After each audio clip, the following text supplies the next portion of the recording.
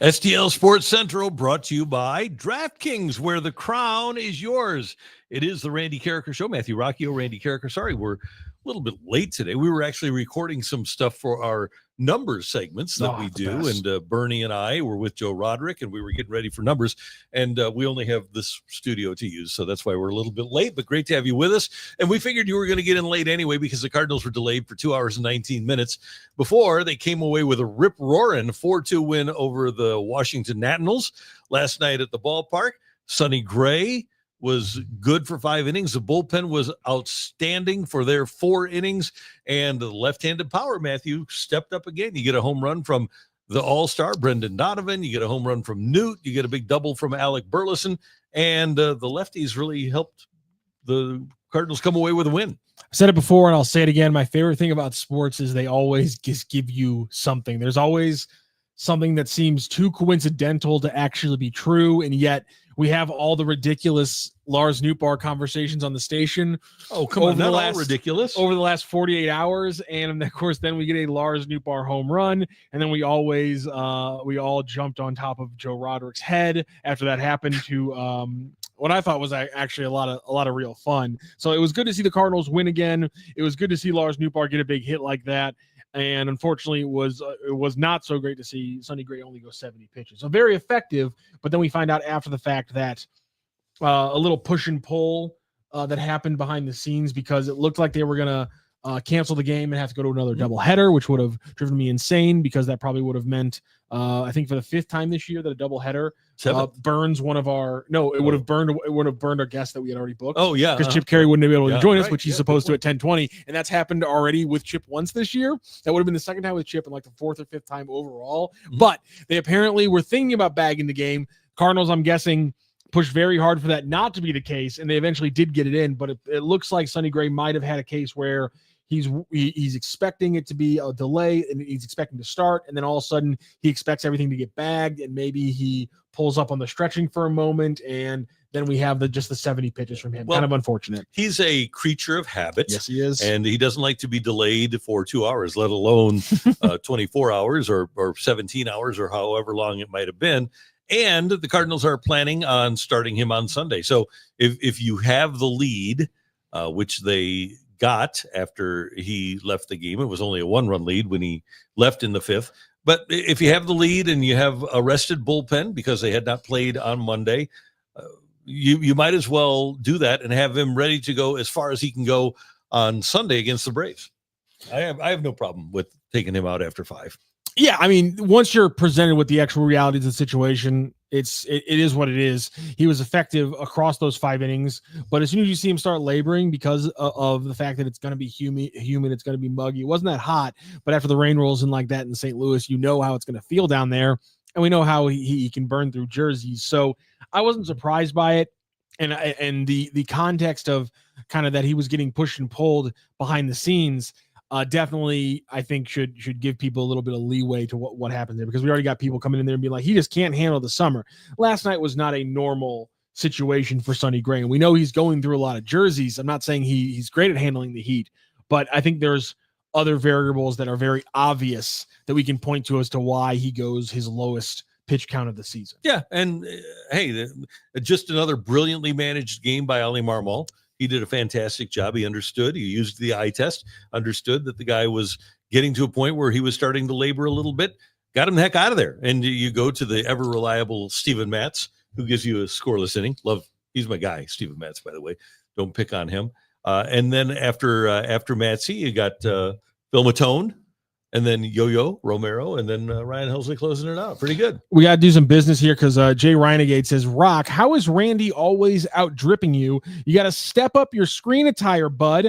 Samuel House says, love the Astros polar. High Definition's a big fan of the Astros polo. Let's Turn 2 says, now I know why the show was late. Randy was coming from the 1970s. Listen, here's the thing about my fashion sense. I go very plain on my shirts and my pants.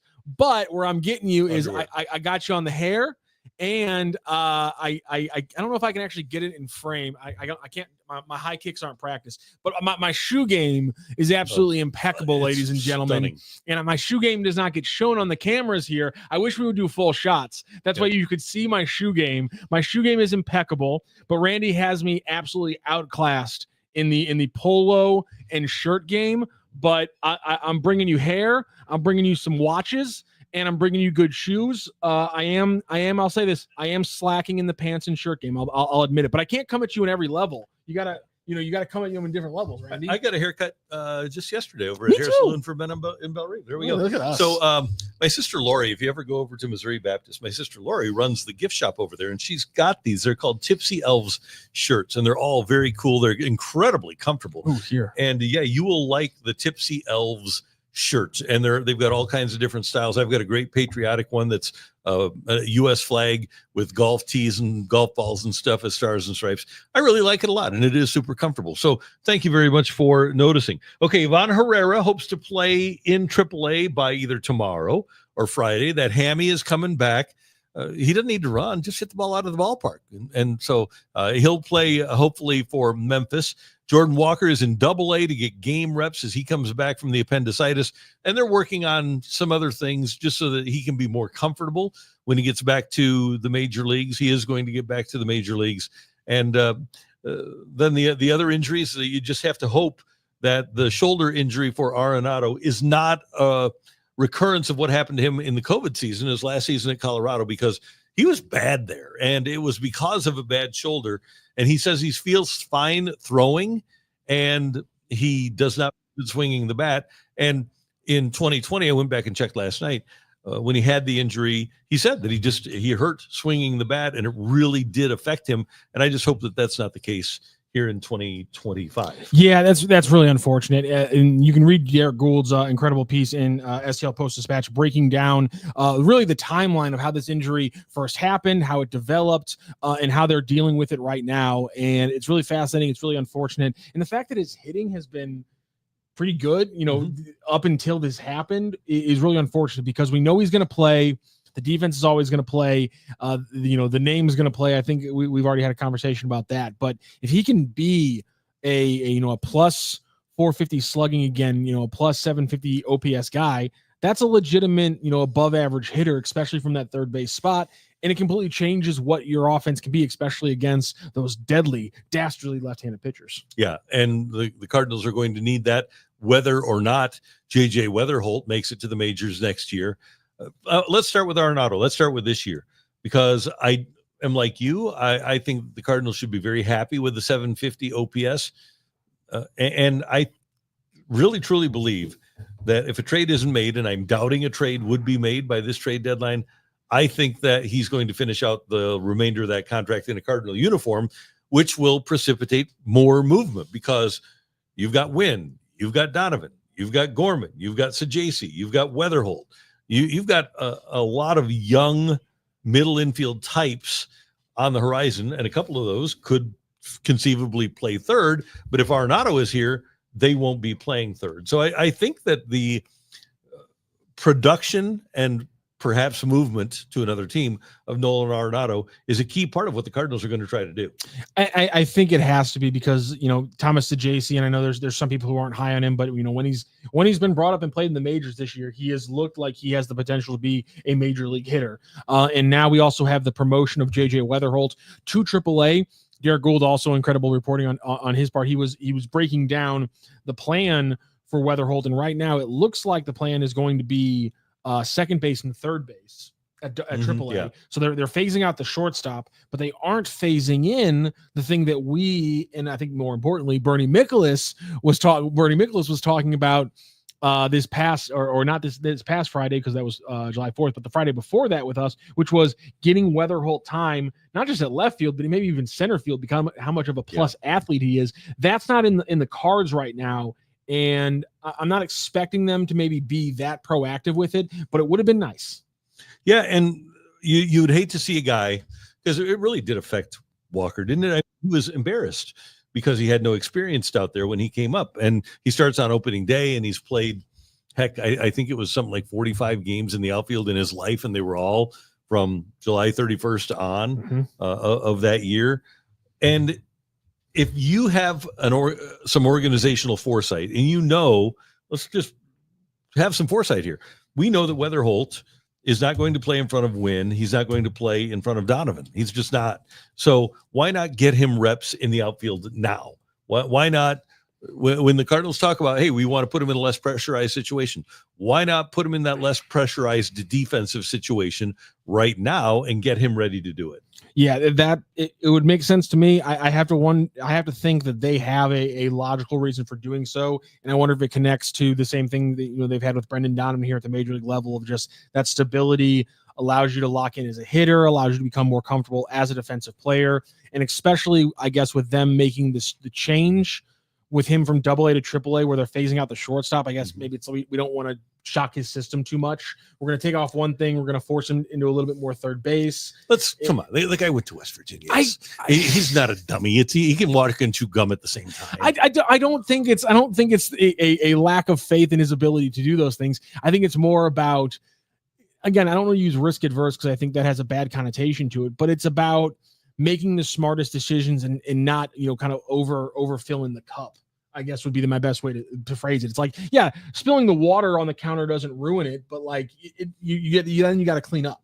You know what I'm saying? Like there are potentially bad things that can happen if you do push too much, push too late. I would agree with you, but I'm trying to find the logic though, because my point is here's the thing. When people like Bernie say it seems to make a lot of sense and we don't see it, I have to give the benefit of the doubt so the people making the decisions have a reason. So Matthew, so I first want to give a lot of credit to the people that ran the Cardinal system in the past, because there's players here now that are talented players, and they obviously oversaw a group of talented players, including Gary LaRocque. But a few years ago, Gary LaRocque was when we were at 101. He was on the midday show, and he said that they didn't want to move Jordan Walker off of third base into the outfield because they were worried about how it would affect his offense. Mm-hmm. Well, then once he was ready to move to the majors, they moved him off of third and put him in the outfield without any real concern for that. That's okay. Fair. So number one, that low pressure. Here's the other thing. And we know this. I just mentioned the middle infielders, right? At that time, the Cardinals had Nolan Arenado. He could have opted out. Mm-hmm. I think it was after 2021. And they also had Nolan Gorman. And they knew that if Arenado didn't play third, if Arenado opted out, that Gorman was going to be their third baseman. There was no chance that Jordan Walker was ever going to be the starting third baseman in St. Louis. So why not move him off ASAP, get him acclimated to a different position, do the same thing with J.J. Weatherholt. It seems like that's a pretty easy thing. Hey, you got me in your camp. Thank you. I appreciate that. And it's not going to do much for you, but you got me. Yeah. Okay, good. We're going to visit with our buddy Chip Caray here in just a few moments. Is Chip there already? He's good to go. Yep. He is. There's our guy, the TV voice of the Cardinals on FanDuel. You'll see him tonight. Cards and Nationals, and it's a 6:45 game, 6 o'clock pregame on FanDuel. There is the man, the legend. I like that shirt. Everything's bright and sunny in St. Louis after a Cardinal win, so why not dress for the occasion? I like that a lot. And you know what? You always make my days bright and sunny. Well, that's good to know, Randy. Thank you. I'll put that in my scorebook tonight.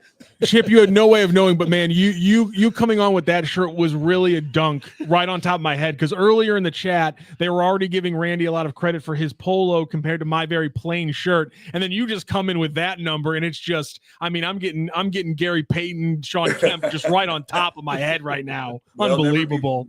Never be boring. That's the Caray family motto. So I figured you might as well, if you talk loud, you might as well dress loud. So here we are. Right. Damn okay. Right. I want to start with this. I want you to take us behind the curtain, because it used to be that if you walked into a baseball broadcast booth during a rain delay, it was a staid, boring place. Maybe some interviews were going on, or people were just sitting in their chairs, reading the newspaper back in the day. You come into that FanDuel broadcast booth during a rain delay. Just kind of give us a picture of what was going on last night during the rain delay. I think my second career should be home decor. We changed the mood in our booth quite a bit. Brad Thompson and I, the idle mind is the devil's workshop. And during rain delays, he and I get to thinking, and then we get to the internet, and then we found this new thing called Amazon. You guys might have heard of it. And we decided that our booth was a little too boring, a little too staid, kind of like the shirt. and we decided to change things up. Our first edition last year was a Pop-A-Shot machine, which we have in our booth, which quickly became a big hit during all the rain delays. Currently, Katie Wu of The Athletic is the booth champion. She has the all-time record, undefeated record, I think, in Pop-A-Shot in the booth. And then we said, well, we need to have some flags. We got Jim Hayes a flag. We've got a City of St. Louis flag. We needed to add a sign for Brad Thompson. You know, Brad's such a great self-deprecating person in our booth, and he talks all the time about how many times Tony's sent him down to Memphis. So I had a street sign made. Welcome to the Brad Thompson Memorial Highway. Welcome to Memphis. We have that. We have a couple of disco lights. We've got a smoke machine, a fog machine, and Mark Sweeney, who's been such a great addition to our crew, purchased a tabletop video game machine that has Pac-Man and Galaga and Centipede and all that kind of stuff. So between that and our usual stupid hijinks on the air, we are certainly a lively place where we have a 2-hour rain delay, which is what it's supposed to be like. It's supposed to be fun, and we're really, really happy that so many people tend to gravitate toward our little corner of Busch Stadium. So if you got to jump on the sticks, if you got to jump on the Galaga game or the Pop-A-Shot, what is Chip Caray's game of choice in that whole little carnival you got going? Oh yeah, I was an '80s dork, so yeah, I would be Galaga, Pac-Man. Those are my go-to games, which is really funny because they're all starting to come back now, and it's fun trying to teach your kids. I've got 4 of them how to play Pac-Man, and they don't get it. They don't understand. It's way too basic for them. I mean, I go back to the Pong game. You remember the Atari Pong game on the Pong TV set when that first started in the 80s? That was such high-tech, cool stuff. And then the Intellivision baseball stuff, that was a really cool thing. All the buttons on Xbox and all that stuff, PlayStation, that's way too complicated for me. As you guys know from meeting me and seeing my personality on the air, simpler is a whole lot better. Hey, Chip, one of the things that we've come to know over the last few years is that, especially in the postseason, left-handed power plays. And the Cardinals obviously have a wealth of left-handed power. Some places we'd like it to be a little bit more consistent. But I think as the Cardinals build towards 2027, which is really when they expect to contend for a world championship, I think having that left-handed power is great. And I wonder if they'll be able to keep it all because there's so much. Yeah, I think that's an interesting question. I mean, this is a lineup that's really unbalanced, and especially so when Ivan Herrera's out of the lineup, right? And I think we're still in the process, Randy, of finding out what these guys are. Is Nolan Gorman really a true book it 30 home run a year guy? I don't know. I don't think the Cardinals know that yet. He's been better of late. He had a terrific month of June, but we need to see more from him. What is Alec Burleson? Is he streaky up and down? Is the power and the slug against left-handed pitching that we saw last month, is that real? I think we've seen growth as far as that's concerned. Victor Scott's not a power guy. What is Lars Nootbaar? His last 30 games, he's hitting under 170. Yeah, he's been banged up a little bit, but what is Lars Nootbaar? I think that's the whole purpose of this season, is finding out exactly what these guys are and maybe more importantly, what they aren't. I don't know that the book is out yet on that. There's still 70 games left or so to be played. We've seen flashes of brilliance from all of those guys. But as far as being able to cement in stone, saying, okay, this is what this guy's going to do, this is what we're going to count on for him in 26 or 27, I don't know. At least I don't feel that answer has fully been given quite yet for the Cardinals in 2025. One of the big conversations around some of those young Cardinals hitters has been Nolan Gorman and his different approach at the plate, pulling back the swing a little bit, giving him more control. Obviously, you're locked in on every pitch. So how apparent is that to you when you're watching Nolan Gorman at bats this year? Yeah, last year it was so exasperating, right? Look, I say that because I can't hit. That's why I talk about baseball. I can't do what these guys do. But everybody in the ballpark knew last year for Gorman, with 2 strikes, a high fastball was coming, and you knew 7 out of 10 times he was going to swing at it. He might hit it once, but those other times it was pretty much swing and miss. I think it's really apparent that he's done a great job of laying off of that pitch by and large. I think that's been a great source of improvement for him. A telltale sign that he's starting to get it offensively is the base hit he had the other day on the road trip, that line drive to left where he let the ball travel. His hands are quick enough and he's strong enough to hit the ball to all fields. And I would love to see more of our left-handed hitters adopt the Freddie Freeman approach to hitting. I was so spoiled to watch him do that in Atlanta. Freddie Freeman can hit the ball out of the ballpark to all fields, but his best bolt when he's really on and when he's really hitting left-handed pitching especially, it's a line drive over the shortstop's head into the gap in left center field, because then if they know they can't get him out outside, they come inside, and that's when he turns and hits the ball out to the other side of the field or to the pull side of the field. So as our guys continue to progress. And again, I know it's hard in this Twitter and Facebook instant gratification world we live in. These are all still young players. They don't have a lot of big league experience under their belts. And when you see those moments, you hope they repeat, you hope they carry over, and you hope those lessons stick, because if they do, then you've got a really special group of players wearing your team colors.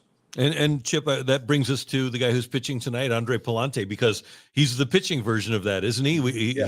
He's had his ups, he's had his downs, he's finding his way, but it seems to me like he has the ability, and he might not be a polished, complete product yet, but he has the ability to be a really good middle of the rotation guy. Yeah, innings, he throws hard enough. It's getting out right-handers, right? You see he's experimenting on the fly. He's added a sweeper. He's trying out that pitch in big league games that matter. I mean, that's not easy, too. And I think, guys, that's what's really changed about our sport so much.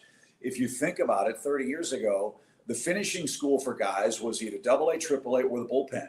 And, for Pallante, it was thought, okay, this is a guy he's a reverse splits guy. He's a righty who gets lefties out, and that's it. Well, he went back down to the minor leagues, worked on some things, came up and became a very credible major league starter. Now the league's adjusted to him, so he has to leapfrog past that adjustment and add things to his arsenal. And with the guys that we have on our staff, most notably Sonny Gray and his velocity and his power sweeper, I can't think of a better guy that Andre could try to learn from to implement that pitch and make it a big, big weapon for him, because there's no question the drive is there, the talent is there, the intellect is there, the durability is there. All that's left to be done is for him to take that step that Matthew Liberatore has taken. And I think the Cardinals feel pretty confident that he's a guy that they can pencil in next year in their rotation. And getting homegrown guys or guys that you acquire young in trade to fill that void instead of having to buy your rotation is a big leg up, I think, for the Cardinals going forward. Chip, kind of a back and forth season as well, not in kind of the big dips and ups for Brendan Donovan, obviously. Hitting over 300 for the majority of the season, gets moves up in the lineup, and I think coincidentally kind of finally hits the lull that was probably going to hit no matter what. But you've seen a lot of Brendan Donovan over the years. What was the big change? What kind of clicked this year that had him hitting so well? And do you think the pullback has just been a natural kind of regression towards the mean for him? I think a little bit of both. As far as Donovan's concerned, look, ideally Lars Nootbaar's your leadoff guy. He's a high on base guy, draws a lot of walks. He can lead off the game with a thunderbolt, hit a home run, put you in front, but he provides traffic in that first inning. And Donovan, with his bat to ball skills and his ability to drive the baseball to all fields, he's more suited, in my opinion, as a run producer. But the way the lineup is functioning right now, Donovan's probably your best option because of what you saw last night. First pitch home run ties the game. It's 2-2. He goes to right field, and all of a sudden the Cardinals have life. But as far as Donovan's concerned, the change, if I would use that word, I don't know that I would say that quite that way. I think for him, it's just been unshakable consistency in approach. His swing looks the same no matter who's on the mound. He is relentless in how he goes to the batter's box with a game plan every time up there. Yeah, lefties, the real tough lefties give him trouble, but the real good left-handed pitchers give all the good left-handed hitters trouble. So we've seen some of that from Brendan, some of that swing and miss. But as far as being in top 10 in hitting, a guy that gets on base, draws walk, plays flawless defense, I mean, it's understandable why he's an all-star, and it's understandable why I hope the Cardinals feel that he's going to be a cornerstone guy going forward, because he, to me, personifies and epitomizes what a homegrown Cardinal player should be. And hopefully more and more guys will emulate that style of play. I heard you guys talking about J.J. Weatherholt. He seems to be kind of right in that Donovan style mode, albeit as another left-handed hitter who plays the middle infield. But you can't have too many of those good guys. And I'm really, really happy for Brendan and his family. And Chip, another guy that I hope we as a fan base appreciate, and I know you do, is Pages, because kind of like Brendan Donovan, he seems to be like an old baseball soul. He gets it. He understands. He makes winning plays. He makes all the pitchers that he works with better. And you're around the club every day. And it seems like, just in my limited access to the pitching staff, they just adore Pages. Yeah, I'm a big a user of musical lyrics to illustrate my point. You guys may not know this about me. I'm a huge fan of Rush and their lyricist Neil Peart, the drummer. And there's a song called Nobody's Hero. And one of the lines that he uses in the song is, what makes someone heroic? And his quote is, the pride of purpose in the unrewarding job. And when you think about Pedro Pages, I can't think of a person who personifies that line more, right? It's a non-glamorous position where you get beat up every single day, both in the batter's box and behind the plate. you are in charge of running your defense. You're in charge of handling your pitching staff and finding out what a guy has working and what he doesn't, and willing a way through that game to see what works. And then, oh, by the way, you're expected to contribute offensively for your team. He is just a pro's pro. He has really taken to this job. He understands what his role is. And quite frankly, on this team, he's not a guy that you would count on to hit 20 home runs and hit 300. That'd be great. Don't misunderstand. But that's not his job. His job is to run the pitching staff and run the defense. And if you think about what's made the Cardinals successful this year, the one consistent has been defensively. They are a very good defensive club. They catch the ball. They throw to the right base. All those winning on the margin things that are done with the baseball defensively. And he's helped nurture this pitching staff through the first 90 games of the season where not a single starter has gone to the IL. That's pretty remarkable in today's game of high spin, high velocity, and high attrition. And I think the way that Pedro Paez calls the game, works the game plan, and works in concert with the great Dusty Blake has a lot to do with that. So you're right. Pedro's a great dude, great player, and a perfect role guy, a glue guy for a team that needs that kind of stuff. See, we know we're going to get good Cardinals talk, but here's the thing. I knew the legend of Neil Peart as just one of the greatest drummers of all time. I always connected that to his skills as a drummer. I never knew that he was the lyricist for Rush. You learn something new every day. And man, how does anyone ever argue that he's the greatest drummer of all time? The skill, and he was a lyricist? Come on. Yeah, John Bonham and Keith Moon, I get that. I got to meet those guys a couple times. I've gotten to see them in concert a few times, and really a remarkable band, and even nicer people, which is the best part of the deal. So we all miss Neil Peart. If you're a big rock and roll 80s guy like I was, in fact, that was my first concert. I got to see Rush play at then Kiel Auditorium. It was 1978, and I was sitting in the nosebleed seats, and I couldn't see the stage from the haze of the cannabis substances that were being consumed. So I remember a little bit of the concert, but I'll never forget the smell. That's for sure.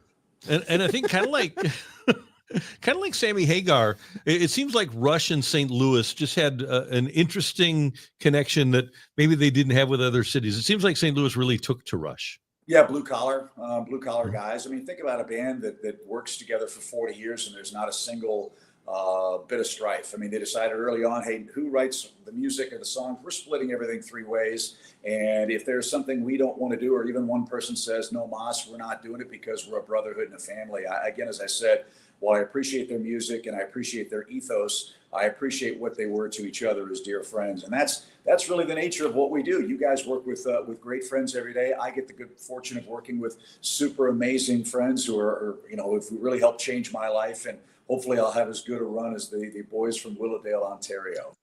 My favorite thing about these interviews is because everyone we talk to is obviously we're talking to them because they know something about the sports world. That's why we're talking to them on STL Sports Central. But if you're obsessed about sports, almost everyone has one other niche, at least, that they have this unbelievable pocket of knowledge. And I was not expecting Rush from Chip Caray, but I'm glad we got it. I do have to shift to one last baseball question for me, sure, because one of the Cardinals players that we've been talking about a lot on the show the last couple of weeks, we've had a lot of conversations with Bernie about him.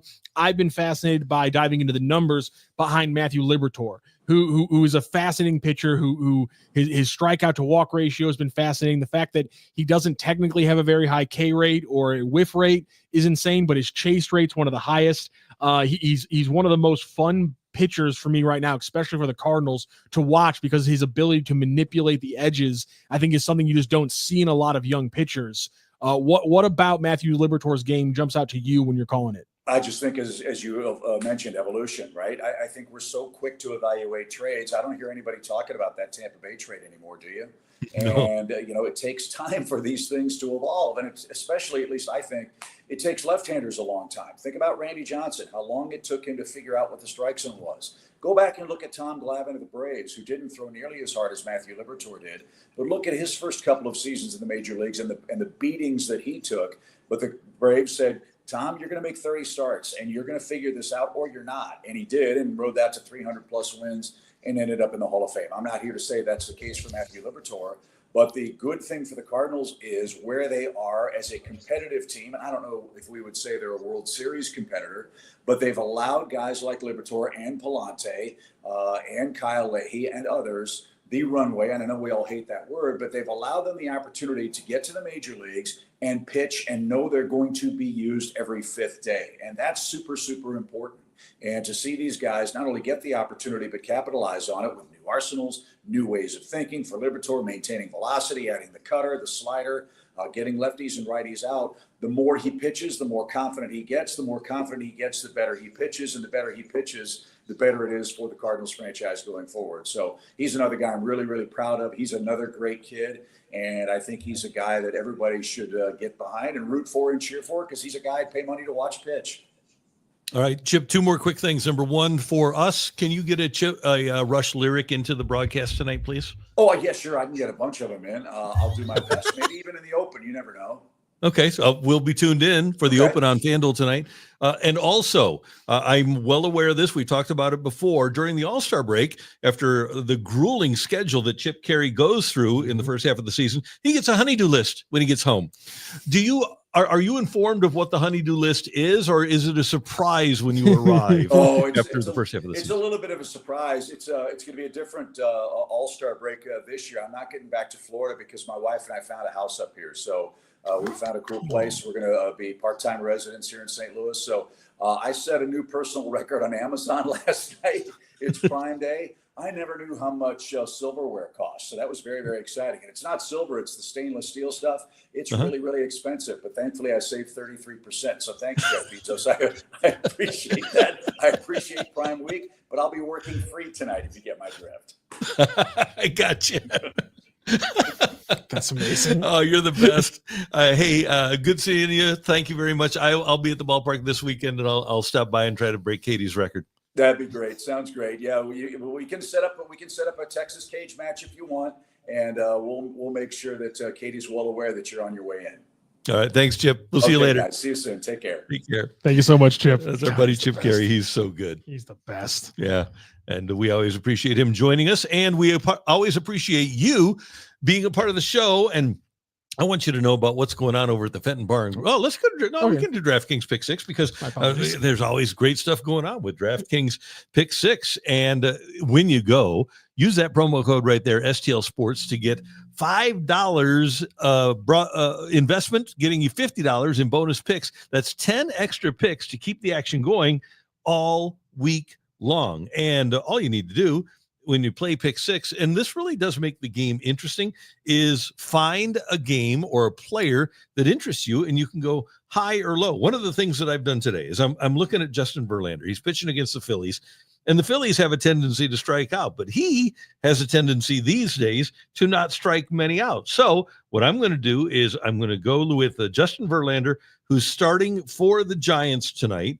Actually, I think they are playing a day game against the Phillies. And I'm going to go with Justin to come up with less than 4.5 Ks. And unfortunately, he's come off the board. So I'm going to have to change my bet. You know what I'll go? I'll go with Andre Palante to get more than 3.5 Ks tonight. I like that, yeah. With that. So Palante against the Nationals, more than 3.5 Ks. And then I'll go, you know who the Dodgers have lost 4 in a row. Okay. They're playing the Brewers again. Chourio had a good night last night. I'll go with Jackson Chourio to come up with more than 1.5 hits plus runs plus RBIs. So I'll go with that. Palante more than 3.5 strikeouts. Chourio 1.5 hits 2 hits plus runs plus RBIs, and I think I'll do well with DraftKings Pick Six. I love partnering with them. It's easy to start, fun to follow, and gives you a whole new way to stay connected to the game. Download the DraftKings Pick Six app and use the code STL Sports when you sign up. Only on DraftKings Pick Six. The crown is yours. Gambling problem? Call 1-800-GAMBLER. Help is available for problem gambling. Call 888-789-7777 or visit ccpg.org in Connecticut. Must be 18 and over. Age and eligibility restrictions vary by jurisdiction. Pick Six not available everywhere, including New York and Ontario. Void where prohibited. 1 per new customer. Bonus awarded as non-withdrawable Pick Six credits that expire in 14 days. Limited time offer. See terms at picksix.draftkings.com/promos. All right, a lot of Rush conversation on the line, which we love. Not saying Neil Peart isn't great. Neil Peart is amazing, but I would put him at number 2. This discussion is... I'm a little surprised by that, only because, like, again, I've heard a lot of reverence for Neil Peart. I respect him as one of the greatest drummers of all time, and I always just assumed that was purely off drumming. But, I mean, you just don't hear a lot of lyricists being drummers, and so I feel like maybe that that could kind of put him in the GOAT conversation, like Michael's 6-0 in the finals. What about Don Henley? That's a good point. That's a really good point. Don Henley, great vocalist and a great drummer for the Eagles. I didn't even think about Don Henley. Yeah.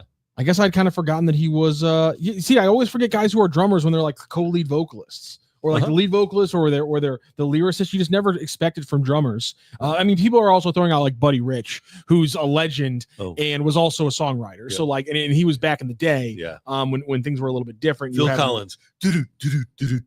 See, but I don't think of Phil Collins as just the drummer of Genesis. I think of him as Phil Collins, right? Like, yep, the heavyweight who turned out Disney banger after Disney banger. Yeah. I mean, come on, what do you want from? I mean, that's what I think about with Phil Collins. But at the same time, that's fair. That's fair. Yeah. I do love Genesis. There are some great drummers. Who was the? Trying to think. There was another old school guy. It wasn't at the same time as Buddy Rich, but I don't remember. Mass Monster 525 says, "Who is Neil Peart?" Listen, I'm not even great. I don't even know that much about Rush, but you got to know who the greats are when it comes up to that kind of stuff. We're gonna have to ask Chip this next time because somebody's saying, "What is Chip's walk-up song if he was a batter?" I have to imagine it would be a Rush song, and we'll have to ask him next time we're talking to him. So I was so proud of the Todd father, Todd Frazier, from New Jersey, by the way. So it was a natural. But he stole my idea for a walk-up song that I had for a long time. Oh, yeah? Fly Me to the Moon by the chairman of the board. Well, yeah, that's... Fly Me to the Moon. Get it? The ball, Fly Me to the Moon. That's a really good one, somebody actually. said that I would use BTO's Taking Care of Business. I do like taking care of business every day. I have no idea what my walk-up song would be. I have not thought about that since I was around 12. And I realized that would never actually be something. It was quickly becoming something I was never going to have to worry about.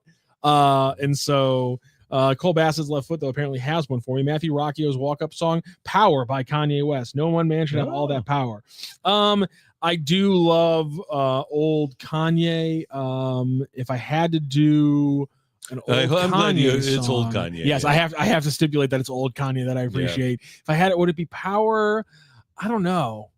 I like "Champion" better. And it's got the same kind of message going on. This could be Ben Ringo Starr did sing a few songs, but we all make fun of him for the ones he actually sang, including "Octopus's Garden" or "Yellow Submarine." It's one of the two. I think they might have both been his. I think Ringo's "Octopus's Garden." Okay, so I like the Beatles in general. I love the Beatles, but I was after the Beatles. Not a fan of much that John Lennon or George Harrison did. A lot of the stuff that Paul McCartney did, I liked, but for whatever reason, "While My Guitar Gently Weeps" doesn't like strum the heartstrings for you. It doesn't do it for me. No, really, no. Okay, so Rolling Stone has the 100 greatest drummers of all time here, and I'm not gonna take you through all 100. Aren't you happy about that? But I'm going to try to scroll down to number 1, tell you like who number 1, 2, and 3, and 4 are. Because I think Rolling Stone is a pretty good judge of music, right? They know kind of what they're doing. Sure. I'm sure they have people on staff that can tell you who was really good. And the problem with that is that it's the same thing with movie lists. It's always the nerdiest people and they have this eclectic sense that you don't have as a casual. Right. John Bonham gets a lot of credit from Led Zeppelin. Yes, of course. Keith Moon. Okay. Ginger Baker with Cream. Didn't know Ginger Baker. Neil Peart, they have at 4. Hal Blaine at 5. Number 6, Clyde Stubblefield and John Jabbo Starks, the godfather of soul. James Brown had those guys as drummers. So those guys were pretty good. Gene Krupa was the other one I was trying to think of. Gene Krupa is an old-timey guy. Oh, yeah. And then Mitch Mitchell, number 8. Al Jackson Jr., number 9. And Stuart Copeland, number 10. Then I'm going to try to just find names that I like. Oh, Charlie Watts, number 12. And of course, the greatest drummer of all time should be Phil Collen, who is the one-armed drummer from Def Leppard. Oh, yeah. Let's give him a hand. Randy. What? I should have known it was going to happen. No. You Mama pointing out the difference between Phil Collins and Phil Collen. or Colin. Colin. I always forget how to say the Def Leppard drummer's name. That's my apologies. Is it Phil Collen? No, it's Collen. I'm pretty sure. Phil Collen. Yeah, that's good. Phil Collen. Colin. So when they wait a second, when they fired him, no, it's not. What do they do? What do they call it when they fire Phil Collen? Stupid AI. I always forget this stuff. They call it a colonoscopy. Man, what the hell? Yeah, sorry about that, guys. Yeah, you're going for the good stuff, aren't you? We are, by the way, going to visit. We hope with Grant Paulson from the Fan in DC. I talk a little bit about what's going on with the Washington Nationals. I think that there are. What's wrong? Just you, Mama sent me down the wrong rabbit hole. Sorry. Rick Allen is the drummer of Def Leppard, not Phil Collen. Okay. Who is the guitarist and lead singer? You know, sometimes many times we get upset by the ownership of the St. Louis Cardinals, and sometimes we get upset by the patience of the ownership of the St. Louis Cardinals. One thing that and granted, they've been through some managers now since 2011, the last 14 years. Obviously, you've had Matheny, you've had Schilt, Ollie, right? So that's actually Mike in 2017. So last 8 years, you've had 3 guys. Yeah. And that's atypical of the Cardinals. I look at a franchise like the Nationals. I look at a franchise like the Rockies, who apparently are set to fire their GM either right before or right after the draft. And I'm thankful that the Cardinals don't just think it's those people. I mean, Mike Rizzo, sure, they have struggled to put a team together, but Mike Rizzo also put the other team together. And Mike Rizzo didn't choose to have to trade Max Scherzer. He didn't choose to have to trade Juan Soto. They had to Turner, Soto, Scherzer. He was forced to make those moves, and they didn't get an awful lot in return. But have the Cardinals, in your memory, and I'm going back under the DeWitt ownership, has this ownership forced the franchise to trade a player because of finances? I don't recall that happening under the DeWitt ownership. So I think that that's something that we should probably take to the bank. Now, there have been players that have been let go. Obviously, Albert walked. They only offered him $210 million rather than the $250 that he got. But they also have not let many big-time free agents walk away either. Jason Hayward did, but apparently that wasn't even over money. The Cardinals offered him a higher guarantee than the Cubs did. So I think the Cardinals have done a pretty good job of keeping their good players in town, and they've done a good job of maintaining stability. And I do think that there's a lot to be said for stability. We talked yesterday about the Astros and all the changes that they've gone through since they won the 2017 World Series. But that's the outlier. That's not normal when you have that much change happen in an organization and you keep winning. More often than not, you're going to wind up with what you have with Colorado and with Washington. And I just think that sometimes we have to be careful of what we wish for when we say that we wish the Cardinals would get different ownership or be managed in a different way. Yeah, I think that's a very good thing to point out. By the way, unfortunately, we will not have Grant Paulson. Come on, Grant. No, it's a good thing. It looks like a member of the new member of the Paulson family is coming right now. And so Grant is unable to join us because he's actually right on the way to the hospital right now.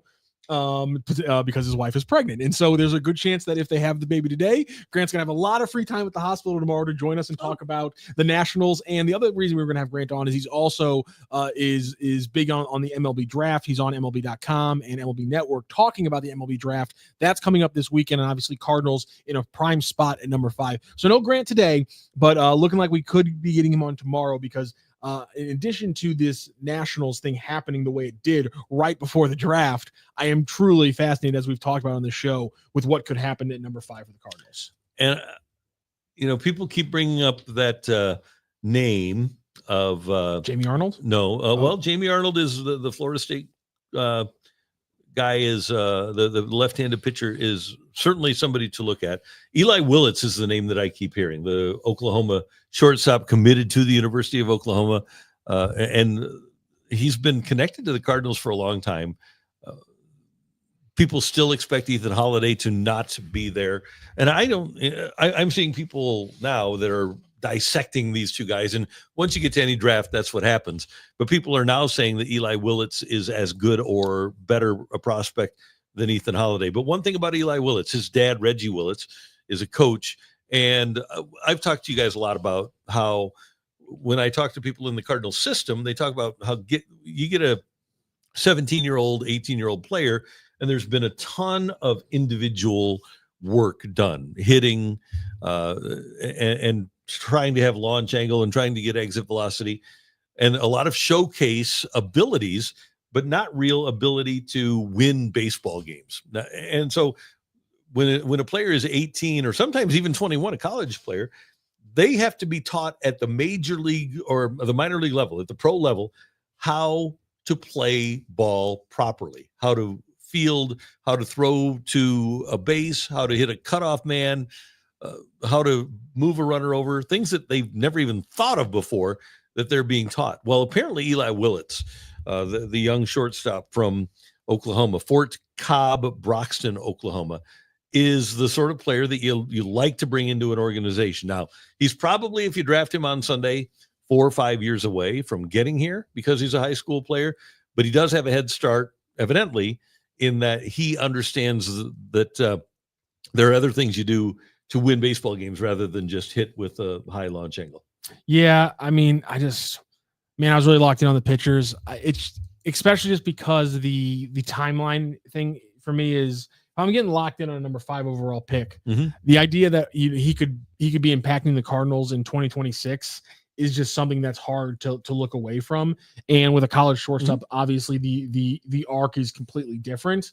And the one thing I think fans should not focus on is don't focus on position players. One, their position, or the side of the bat, or the side of the home plate that they're hitting from, because I see some people being mad that all the Cardinals prospects right now are lefties. Okay, sorry, but they should know in no way, shape, or form should they be like, well, we got to draft righty hitters this year because we got a bunch of lefties. You never draft for that's not how this should work at all. So people being like, well, he's a shortstop, but or he's a lefty or what have you, throw that out of your mind. But I can't get away from the fact that these pitchers are so impactful in that top of the draft pitching. Clearly, if you look at all the guys around baseball right now, no Mizorowski was a second-round pick, but there's a lot of very good pitchers who were very high draft picks, and I would be remiss if the Cardinals were to miss out on that chance in the top 5. Anderson, Arnold, Liam Doyle from Tennessee. Arnold is your guy? Arnold's my guy because he seems the most likely to be at number 5, because right now Cade Anderson is getting talks like he's the guy who's going to get Holiday out of the number 1 spot, which is a bummer because the Matt Holiday having 2 number 1 sons would have been just an awesome thing for him. Obviously, it's going to be pretty cool now, but nonetheless.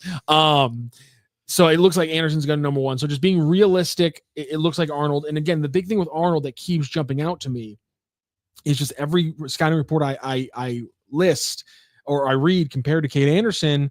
And I'm blanking on the other guy's name as well. Doyle? Yeah, Jamie Doyle or Doyle.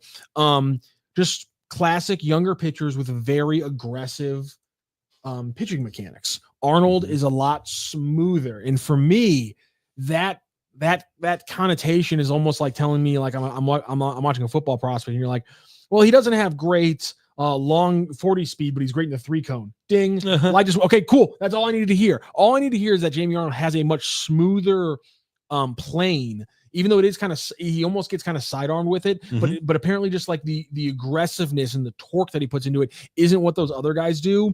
And not having a guy who you're constantly going to have to worry about his elbow until it finally happens, just that aspect of it makes me kind of happy with Arnold. And just the fact that I like the fact that he's a lefty. I like the fact that he has a lower arm profile where it's not sidearm, but it's not over the top. I kind of like that he's a different pitcher and player than the Cardinals have in their organization right now.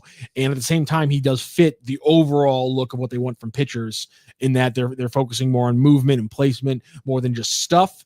And I just think Arnold in a lot of ways is just the perfect fit for the Cardinals right now for what they want and for where they are in the draft. Kylie McDaniel at ESPN has the Nationals taking Cade Anderson first, the Angels taking Liam Doyle second, and Jamie Arnold going to Seattle third. And he has the Cardinals taking a Mississippi shortstop by the name of JoJo Parker with the 5th pick. Now, Every mock draft is different. That would be wild. I have not seen that name like higher than like 9 or 10 in most of the mock drafts I've been seeing. But I mean, things change when things get close. Man, I wanted to be Ike, whatever. Whatever that kid's name is, like Ike something, who's got an awesome name in Major League Baseball draft. I can't remember his name. Like yeah, it's such a cool name, Ike Irish. Yeah, and he was a catcher who got moved to the outfield because he got injured. I really wanted it to be Ike Irish if any other random hitter came up and was getting talked about, but I gotta do some research on this cat. Willits is just 17, so he's likely 3 to 4 years away from MLB readiness. This comes from Cole Bassett's Left Foot on the YouTube chat. That gives the Cardinals time to evaluate Mason Wynn's staying power at shortstop and see how JJ Weatherholt settles in. That is definitely one way to look at the longer arc being a good thing. For me, I think the idea isn't the idea with a shortstop is that if you can play shortstop, you can play second base, you can play third base, you can play shortstop, you're athletic enough to play left field, like center field. You can play whatever we want you to play, yes, and we have time to. So that's why I think him being a shortstop, that's not even material to me. I stop when it's a hitter, I stop looking at name, age. That's where I stop looking with hitters. Like with pitchers, it's a little bit different. Is he a starter? Does he have that kind of profile? But hitters, it's just, can you hit? We'll figure out your position later. And if you can play shortstop, you're probably an athlete, so we'll figure it out. And it's interesting because I mentioned that Willett's dad is a coach. Well, Matt Carpenter's dad, a very accomplished coach, and Matt was a very good fundamental player and was very coachable. But apparently Dylan Carlson was not the most coachable guy in the world, and his dad was a high school coach too. So you never know. Every personality is different, and you never know whether or not you're going to get somebody who is going to be solid fundamentally for you. And you kind of like to have that when you're getting a shortstop. You like to have a guy that presents quality fundamentals. 100%. Let's turn to, if they hit on this pick and the last two Mo players drafted first round were JJ and this player, that could be the lasting impression Mo makes when we look back a decade from now. Yeah, that's Randy Flores. Flo gets all the credit for the drafted guys. Yeah, but 10 years from now, you think people are going to be smart enough to actually do that? Our lasting impression of John Mozeliak is going to be Phil Maton. Jesus. Phil Maton. It's not a bad one, actually. And Sonny Gray and Wilson Contreras. I got a pretty good impression of if that's what I'm talking about. Me too. Yeah, I'm fine with that. Spent a lot of money on those guys, but they're all for the most part working out. Yeah, they worked out okay. I mean, can't really complain about that one, can you? No. Samuel Howe, is his girlfriend pretty? Did you listen to our buddy Chris Duncan, the late great Chris Duncan back in the day? He said if a player had a pretty girlfriend, that means the player was confident. Did he write for Moneyball? I don't know. But that was a belief within the system. And obviously he was around the Athletics. And that was a belief, was that he would go to, we go and cover the draft. Like when Adam Archuleta showed up for his first press conference, he'd say, that's a confident dude. Mama said, who's Fabio? He just shortstop for the Tigers. Come on. That is maybe, in my opinion, the most underrated line in that entire movie that no one laughs at, that gets me every single time. Who's Fabio? And somebody just goes, he's a shortstop for the Tigers. The most I know. Don't worry. We're all over it. We are all over it. We're all over the show today too. Yeah. I would say that, we have a tendency to go off the rails now and then, which is absolutely fine. And we want you to participate in our going off the rails. We tried to give you the best drummers of all time. I don't know that we settled anything. A couple of the texters were very mad about that list. But again, you bring up any list, and I guarantee you're going to piss somebody off. Dave Grohl. Who was the guy that died? A drummer that died? Yeah, a drummer that died in the last couple of years. Help us. My Chemical, not My Chemical Romance. God, what the hell is the band? Not Avenged Sevenfold. Rage Against the Machine? Is that who's? No. I know who you're talking about, and I cannot think of it. I know who you're talking about, and I can't. Taylor Hawkins, the drummer for the Foo, the drummer for the Foo Fighters, because Foo Fighters, obviously Dave Grohl was the drummer for. Dave Grohl was the drummer for Kurt Cobain's band, which now I'm blanking on. Holy crap! Pearl Jam? No. Pearl Jam. I'm blanking on the name of Kurt Cobain's band right now that he was the drummer for, and then obviously everything happens with Kurt Cobain. Then Dave Grohl starts Foo Fighters. They deny certain medical claims that makes them very weird, in my opinion. And then obviously Taylor Hawkins passes away. Very sad, but they've done some tribute concerts with some the kid is the Nirvana. drummers. It's been pretty special. How could I not think of Nirvana? Thank you so much, chat. Somehow I was blanking on flipping Nirvana. Good Lord. That happens. This is worse than when I couldn't think of time zones with Joe on the other show. Sometimes I just kind of lose. Sometimes I just kind of forget stuff. And my brain just completely checks out on me, Randy. And that was one of those times where I couldn't think of Dave Grohl and Kurt Cobain's band. It's called Nirvana. Good God, that was really embarrassing. Joey Jordison of Slipknot passed away not long ago. There was also a famous singer from a band from that was big in the early 2000s, and I'm completely blanking on. I think he might have overdosed or committed suicide. And Kurt Cobain. No, that's Oh no, he didn't overdose. from the Like 90s. overdose on something. From the 90s. Jesus Christ. Mm-hmm. I'm just saying. Chester Bennington, thank you. The chat always fantastic. Chester Bennington passed away. That was horrible. I know Cam Jansen, a big fan of everything they do. God bless America. I sometimes I bring up these things and I just go, oh yeah, I can bring this up. It's kind of tertiary germane to what we're talking about. And then I remember I'm on the show with Randy Karraker, who will take anything I say and make it the worst version of itself. Chester Bennington was the lead singer, lead vocalist for Linkin Park. He passed away in 2017. That's what I couldn't think of. Like, God, I am blanking so bad right now on band names and things like that. But Chip brings up Rush. And again, I asked him that question because I'm ignorant of like the particulars of Rush. I've never gotten into them, but I know that they are revered, to your point, a lot of by St. Louis people in a very borderline biblical way. And so I wanted to bring up Rush because, and again, that's the other thing is if you're in this business, you're kind of a nerd, and you're not just a nerd about sports. Some people are. You're also a nerd about something else or some other niche that you really get into. And apparently for Chip, it's colorful shirts and Rush. And I respect both of those things. Okay.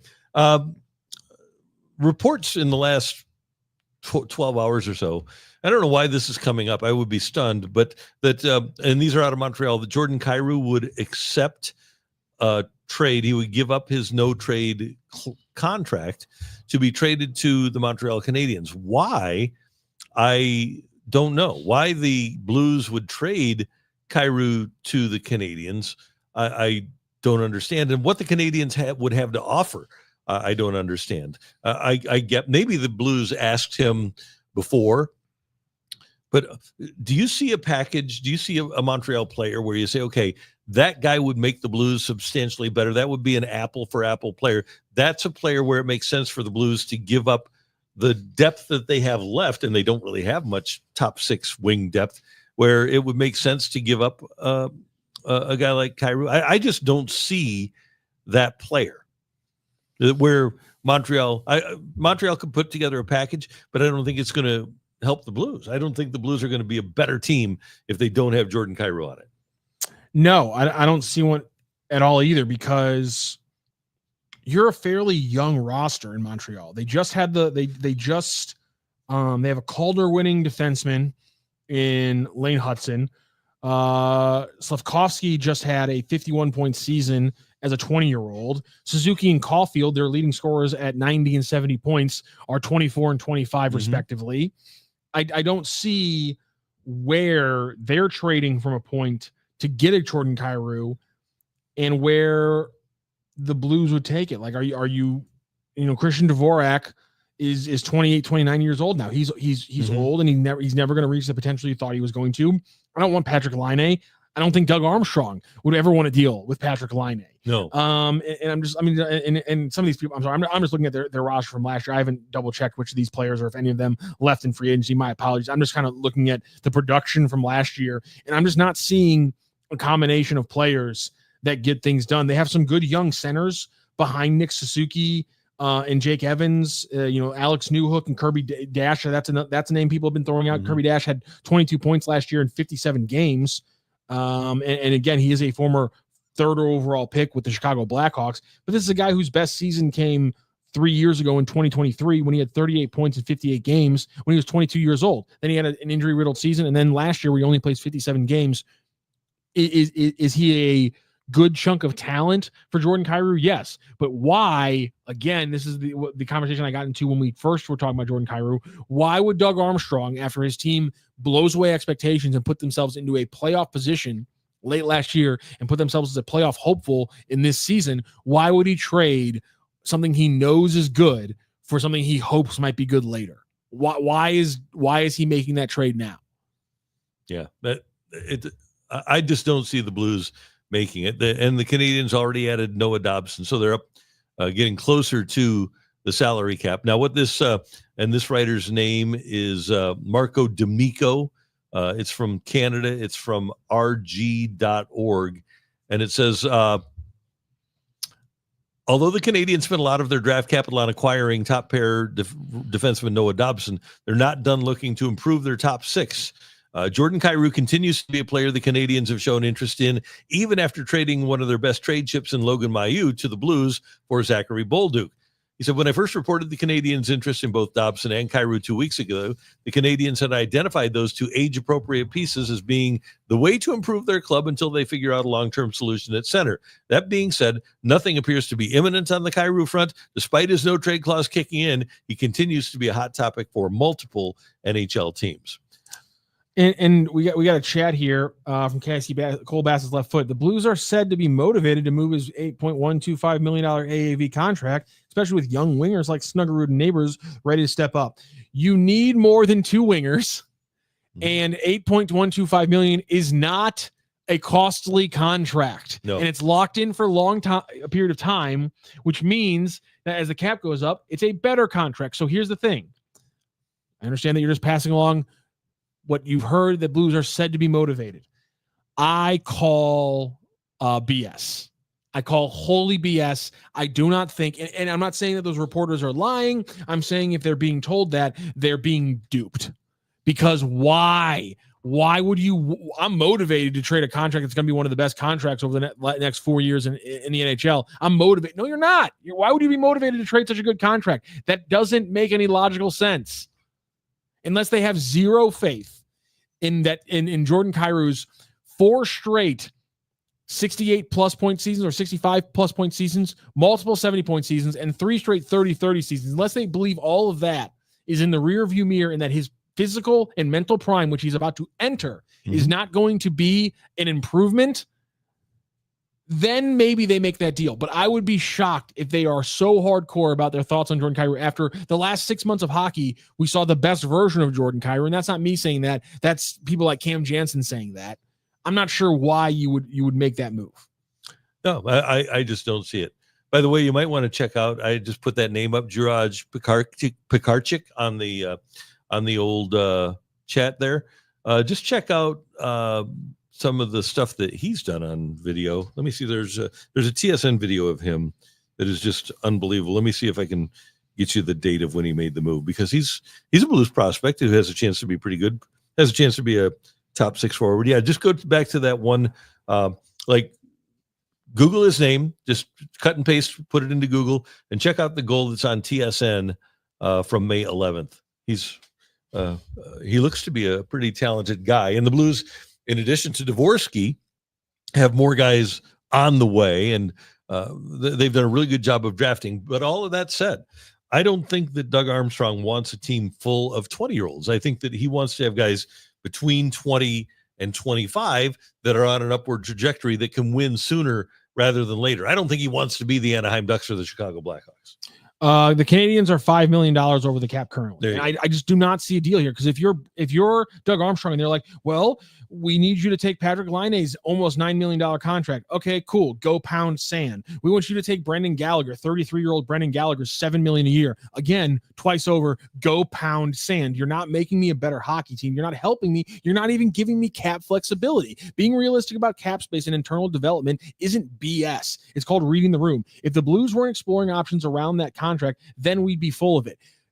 I'm saying that they're reporting. I'm saying that there is no logical reason for. I'm not. Again, if it was a different team and we could find players that made sense, that's fine. There's no logical reason for this conversation to be around the Canadiens, because to the point of real American intelligence, Canadiens are over the cap, so they have to give the Blues more money than the Blues are giving up. So then why, if we're talking about wanting to manage the cap room, things like that, the Blues are going to take on more money while giving away one? Again, I think you're ignoring the fact of the matter. Kyrou's contract is one of the best contracts in the NHL over the next 5 years. Full stop. It's one of the best contracts in the entire league. You don't move it. And beyond the contract, the Blues plan on being a playoff team in 2025, 2026. Okay. So my question would be, and let's assume that Holloway is going to be a 30-goal scorer because he was on pace to be that before he got hurt last year. Who's your other 30-goal scorer going to be in 2025? You don't have one. You don't have one. It doesn't exist. Okay. It's not on the roster. Okay. That's what I'm wondering. Because unless you're so confident that a bunch of these young wingers are going to take the jump. Well, here's the way I look at it. And I think I know you and I are on the same page here. He was also your plus minus leader. So if you trade your top goal scorer and your plus minus leader, and let's just assume that one of those names, and it's not going to be Suzuki from Montreal, is coming your way. Are you going to replace this 37-goal scorer with another 37-goal scorer? I just don't see that happening. Neighbors could make the jump. He had 22 in a full 82-game season this past year. Can he add 8 onto that in a year? I don't know. He's got the skill to, but at the same time, just being 30 goals is not, I think, just the easy thing that people think it is. I think there are a lot of great players in the NHL. There are a lot of above average, borderline all-star wingers in the NHL who don't have 30-goal level scoring talents. And that's why my whole thing has been trading a known commodity for something you don't know. That's a huge risk. And I'm not saying they're not going to take the risk. It's just why take the risk at this point? Yeah, you have 2 promising wingers rising, but you need depth. You need top 6 depth. So you have 2 great wingers rising, and then you have Jordan Kyrou. Are you? And I mean, Pavel Buchnevich is about to hit 30 years old. Braden Schen's on the wrong side of 30. So like, even if you talk about, well, what about the future? What's going to happen in the future? There's no reason to say, well, we got to trade Jordan Kyrou to make room for these other forwards. Seems like there's going to be some room coming up. Yep. There were a total of 43 players. No, I'm sorry. Let me get the guys that were tied for 40th. 1, 2, 3, 4, 5, 6, 7 players were tied for 40th with 30 goals. So 47 out of your 750 players or whatever. A little more common than I thought it was. Yeah. But there's a difference between a guy like Neighbors, who could become a 30-goal scorer, but he's not explosive. I don't think that Jake Neighbors is ever going to be a 40. And I think I could very easily envision Jordan Kyrou getting to 40 goals, right? Because he's about to hit his prime and he's already scored 37 or 36? So I don't see the Blues, and Holloway might wind up being a game breaker. God, Neighbors had 27 2 years ago? Yeah. Jesus Christ. But he's not a game breaker. Kyrou is the one guy on this team that I think can get the puck on his own and be a game breaker. And that's why when they traded Bolduc, that was kind of my thought, is that in my first thing I asked Cam and all these guys, I'm like, everything we learned about Zach Bolduc when he was getting drafted is that he was never going to have elite speed. I'm like, was that wrong, or is that always going to be something that holds him back? And Cam was like, no, that's always going to be something that kind of keeps him from being that next level player. And I'm not saying Zachary Bolduc can't be a very solid player, but to your point, we're talking about an ability to reach that exact next level.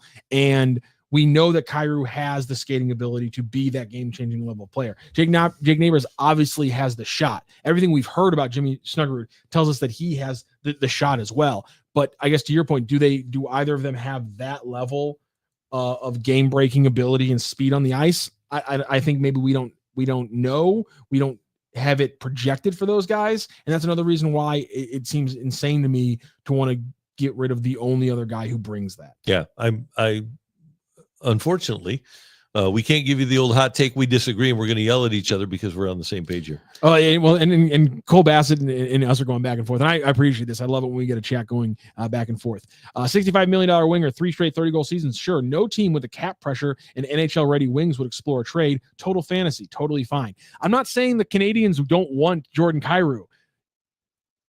Do the whole who says no first. If the Canadiens call Doug Armstrong and say, we want Jordan Kyrou, and by the way, in this trade, you're going to have to take $5 more million.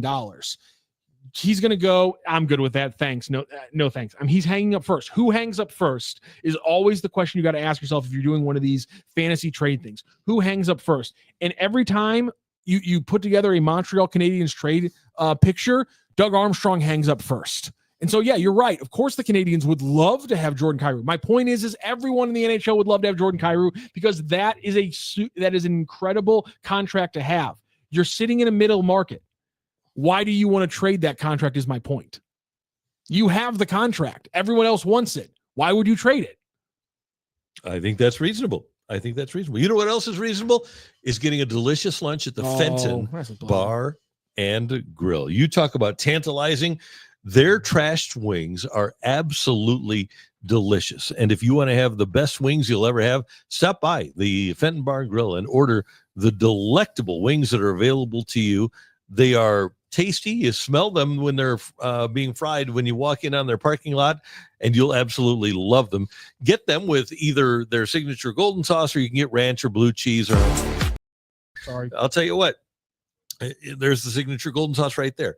They look fantastic and they taste fantastic. And when you go to the Fenton Bar and Grill, they always have fantastic lunch specials available for you. Try that trash chicken sandwich with 6-ounce chicken breast trashed and served on a brioche bun with fresh lettuce, chilled tomato, red onions, and pepper jack cheese. It is absolutely delicious. If you want to get some pastas, their baked spaghetti and meat sauce is just $10.95. It's fantastic.